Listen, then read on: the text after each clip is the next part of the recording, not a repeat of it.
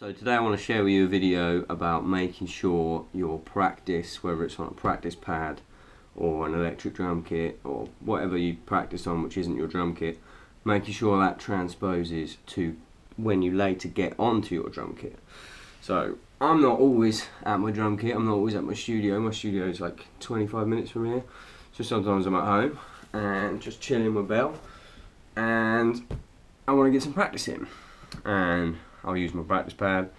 Back in the day when I was at college I had an electric drum kit and I loved it, but one of the things I find from either new students who don't have a real drum kit, so all of their practice is on a practice pad, or students that practice loads on an electric kit but don't have a real kit, and when they come to my kit, one of the things I notice is they can't get around the kit as well as they'd like to.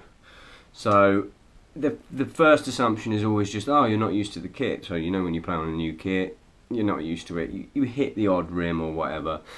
But what I discovered is the people who have just an electric drum kit or just a practice pad kit, more often than not, they have these little 10-inch drums. Occasionally you have a 12-inch for the snare, but you'll have a 10-inch drum. Now, if that's all you know, the majority of your practice is on that pad. Naturally, the way you play on the drums is going to be very close and together like this, because you've only got to hit something that's like, obviously this is a bit of an exaggeration, but you've only got to hit something so small. So what's the point in being spread out to hit it? The thing that I see a lot is kids will come, people will come and they've got the electric drum kit and they'll be playing like this, really close in like this. Now, while that works and you can hit a drum like that, you are severely limiting the way you get around the drum kit. If we get rid of the drumsticks, if you imagine you're playing a bongo, the world's first instrument was the drum. Before there was any instruments, people were hitting things. So if you imagine you're playing a drum, a bongo drum, without any sticks, how are you naturally going to play it? You're not going to naturally play it in like this. You're going to play it like this because you get the drive from your arms. So if you transpose that onto your drum kit, what you'll find is the most natural way to play down onto stuff, if you imagine the drum, pad, whatever, is a clock face, I find the most natural way to play down onto things instead of into things is playing at 4 o'clock and playing at 8 o'clock, like this. Now naturally you will move in and out depending on what drum you're hitting, but I've found that if you practice just making sure you're at 4 o'clock and 8 o'clock, even if you're on a 10-inch pad or whatever, it will transpose itself a lot better to a real drum kit, because when you're playing in like this, to get up, say the rack toms here, and you're used to practicing really in close, tight. Now, what you'll find is that you hit, when you try and go to that rack tom, you hit the toms, or you hit the rims or whatever, because to get up to that, if you're in like this, you have to go up and over. Whereas if you're at 4 o'clock and 8 o'clock, your hands are sort of naturally playing down onto stuff, so when you go up to that tom,